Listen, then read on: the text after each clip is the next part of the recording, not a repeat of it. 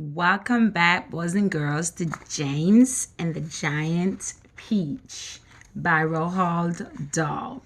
So we have taken a long break, but we're back. Last time we were here, we listened to chapter 25. And in chapter 25, James and his friends were dancing and singing. You know, they were just being happy. The peach was in the air, floating around by the seagulls, and they were just happy and singing and having fun dancing. The Centipede actually was singing for them, making up songs about on Sponge, on Spiker, and so forth. At the end of chapter 25, we heard James screaming to the Centipede to look out. So now we're going to find out, why was he screaming look out at the Centipede, and just find out what's happening next in James and the Giant Peach. So here goes, chapter 26. The Centipede, who had begun dancing wildly around the deck during the song, had suddenly gone too close to the downward curving edge of the peach. And for 3 awful seconds, he had stood teetering on the brink, swinging his legs frantically in circles in an effort to stop himself from falling over backward into space. But before anyone could reach him, down he went.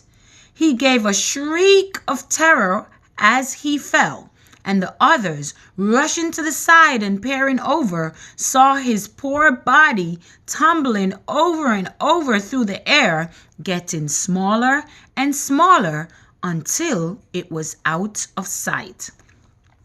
"Silkworm!" yelled James. "Quick, start spinning!" The silkworm sighed, for she was still very tired from spinning all that silk for the seagulls, but she did as she was told. "I'm going down after him," cried James, grabbing the silk string as it started coming out of the silkworm and tying the end of it around his waist. "The rest of you, hold on to the silkworm so I don't pull her over with me. And later on, if you feel 3 tugs on the string, start hauling me up."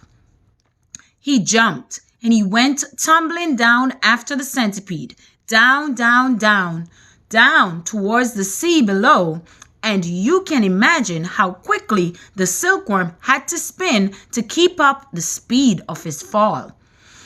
"We'll never see either of them again," cried the ladybug. "Oh dear, oh dear, just when we were all so happy too." Miss Spider, the glowworm, and the ladybug all began to cry. So did the earthworm. "I don't care a bit about the Centipede," the earthworm sobbed, "but I really did love that little boy." Very softly, the old green grasshopper started to play the funeral march on his violin, and by the time he had finished, everyone, including himself, was in a flood of tears. Suddenly, there came 3 sharp tugs on the rope. "Pull!" shouted the old green grasshopper. "Everyone get behind me and pull!" There was about a mile of string to be hauled in, but they all worked like mad, and in the end, over the side of the peach, there appeared a dripping wet James with a dripping wet Centipede clinging to him tightly with all 42 of his legs. "He saved me!" gasped the Centipede. "He swam around in the middle of the Atlantic Ocean until he found me." "My dear boy," the old green grasshopper said, patting James on the back, "I do congratulate you." "My boots!" cried the Centipede. "Just look at my precious boots. They are ruined by the water." "Be quiet," the earthworm said. "You are lucky to be alive." "Are we still going up and up?" asked James. "We certainly are," answered the old green grasshopper. "And it's beginning to get dark." "I know," It'll soon be night. Why don't we all go down below and keep warm until morning? Miss Spider suggested. No, the green grasshopper said. I think that would be very unwise. It will be safer if we all stay up here through the night and keep watch.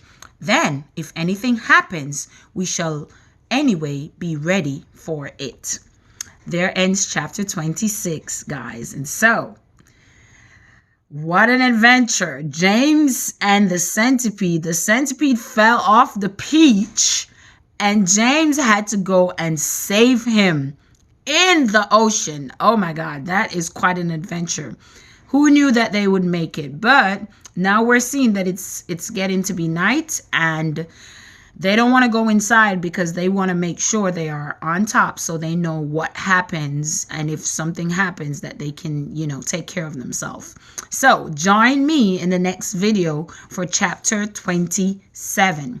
But before you do, leave a comment here to tell me, did you think James would actually save the centipede? See you in the next video.